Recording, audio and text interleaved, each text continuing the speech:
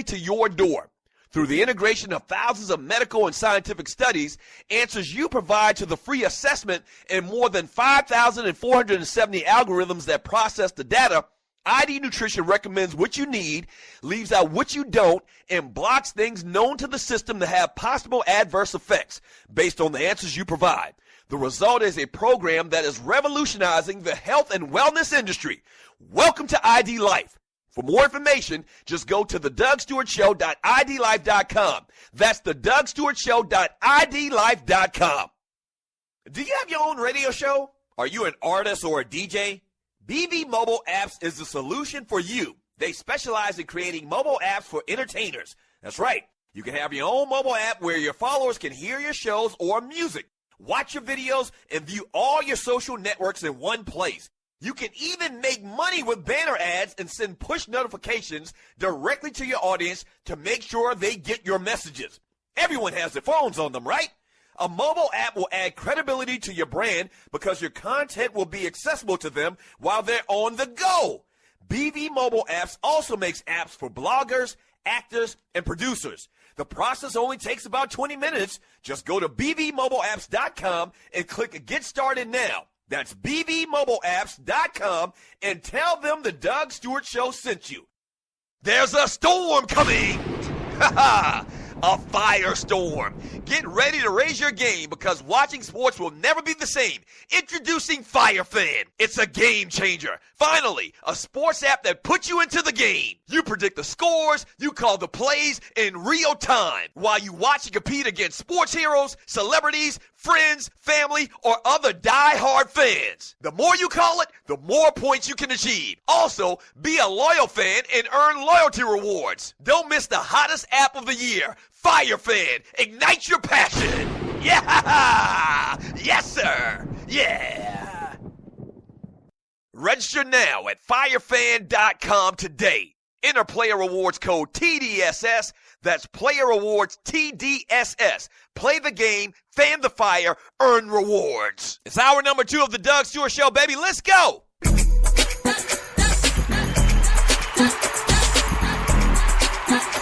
It's hour number 2.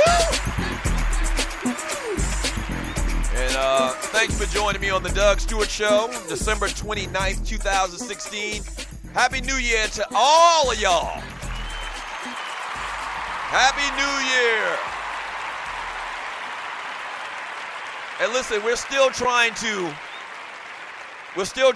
fill the DraftKings League. So if you didn't get an invite already for this week's DraftKings League, the last regular season weekend of the NFL, email me at doug@thedougstewartshow.com. I think I saw somebody say in the chat room we need like 15 more people before we can fill the league and play the actual game, the league this weekend. So if you haven't received a DraftKings email invite from me, then email me at doug@thedougstewartshow.com, and we will send you that invite.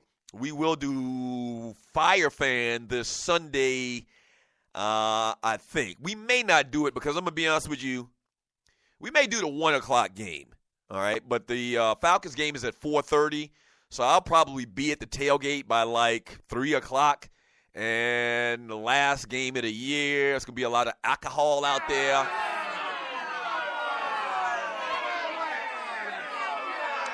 You know what I may do? I may set up the league, but I may not be in it. So if you want to get down with FireFan, which brings you to Doug Stewart Show, go to firefan.com, and on the first page, put in the promo code TDSS, all right?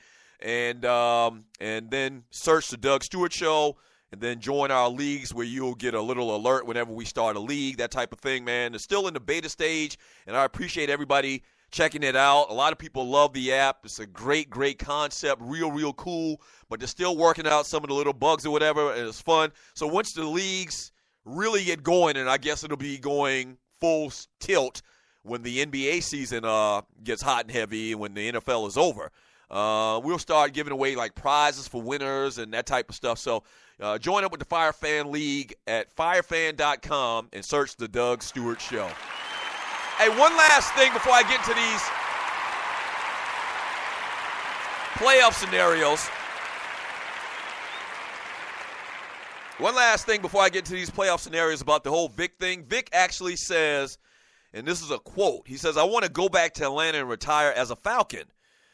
Vick recently told Mark James on the Jim Rome show on CBS Sports Radio. This was from the story in which I pulled this information from earlier. So it doesn't say when this interview occurred. But Vick is basically saying that he wants to come back and do the ceremonial, retire Falcon, and, have all of the pageantry around that type of thing. And once again, that'd be even more interesting than them calling out his name this weekend at halftime, some of the more, prevalent fan favorite Falcon players in the team's history. So that would be interesting. I don't think that's going to happen.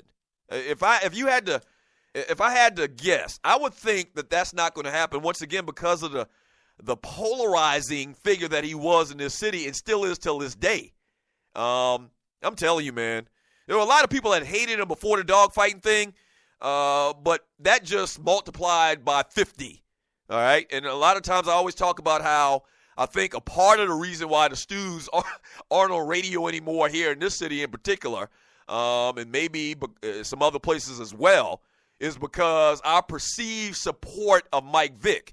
And I guess you could say we did support Mike Vick, the player. I believe, and I'm not going to speak for my brother, I believe that Mike Vick did wrong, knew that he did wrong. I don't think there was anything clinical on Mike Vick and the whole dog fighting thing.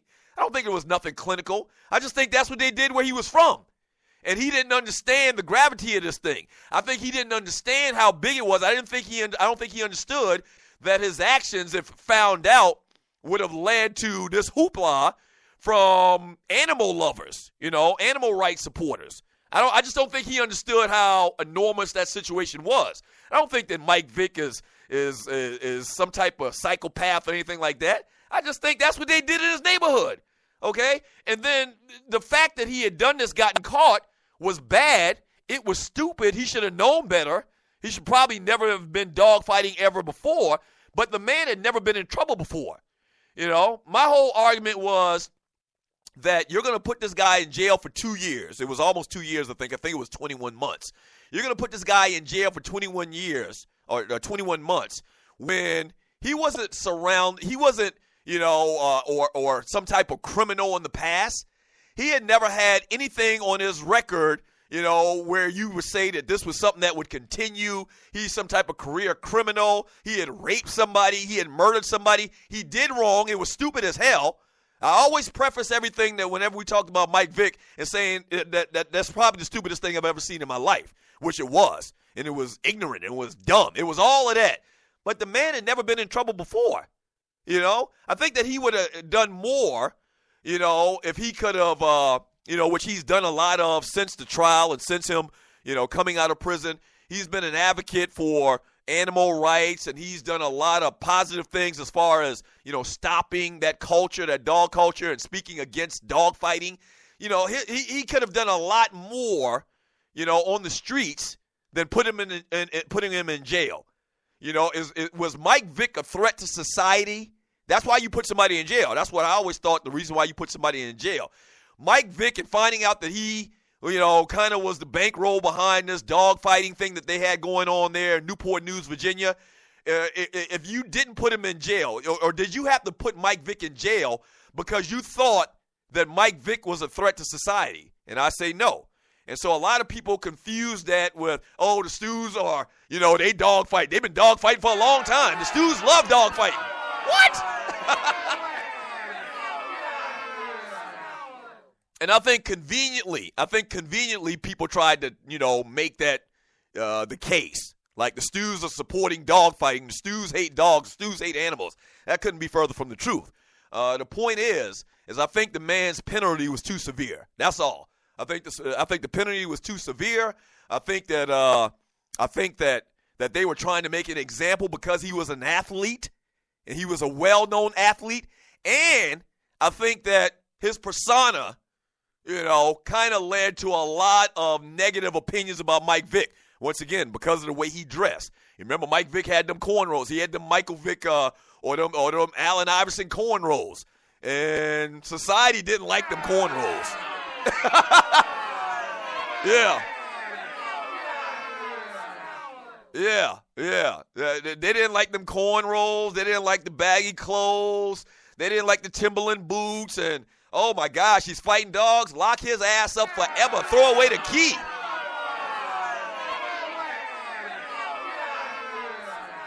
Throw away the key. And so that was the perception at the time. A lot of people still, are mad. And it definitely split the city, and it was along racial lines. It definitely was. It still is. And so very, very interesting. Mike Vick retiring as an Atlanta Falcon. I'd love to see that. I doubt it's going to happen, but I'd love to see it.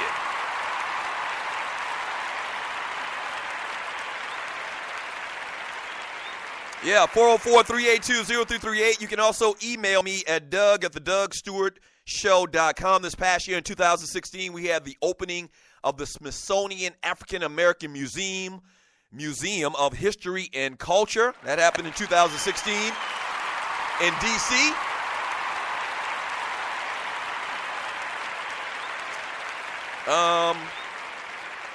On hand for the grand opening was Oprah Winfrey, Will Smith. The Obamas were there.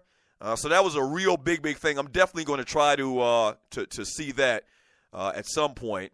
And also a couple other things. Well, obviously, one of the other big stories this year was also the persistence of hate crimes and racial aggressions this past year and police brutality and that whole conversation. 2016, if you look back at it, if you talk about, everything that happened with police brutality, social injustice in this country, boycotts, Colin Kaepernick boycotting the national anthem, Walter Scott, the trial of Walter Scott, Philando Castile, Alton Sterling. Then you add on top of it once again the election, all of the deaths this year, man. Let's get to 2017 once again. Let's get to 2017.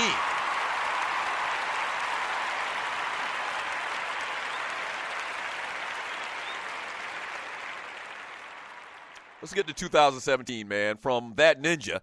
He says, I say the same thing to colonizers when they say they hate the police and tell them you support black people getting killed, and before they can respond, I told me to shut up and walk away.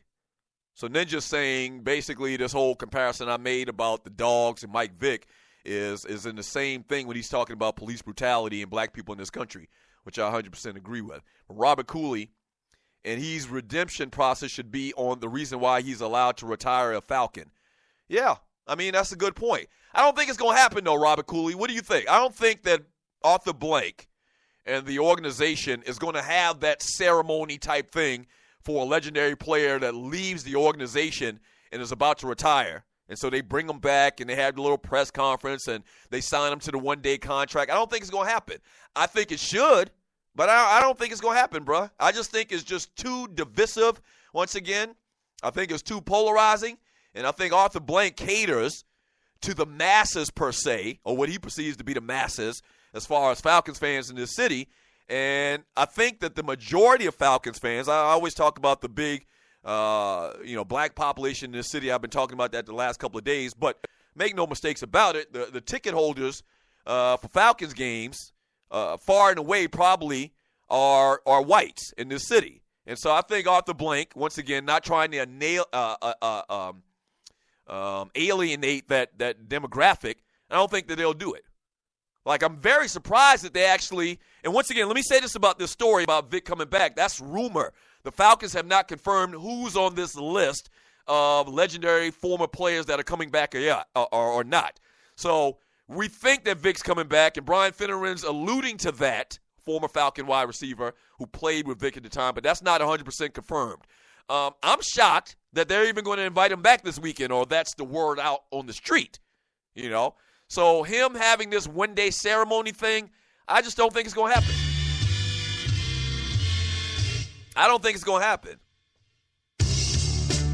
And it would be kind of like one of those cool things to kind of like exercise some demons here in this city with that whole story. It's been many, many years. The man has redeemed himself in a lot of ways. And those people that hated him, you would think they could forgive and forget. That's what the Bible always talks about, right? Forgiving. And I said this a couple of days ago. It's strange how quick people want to write people off for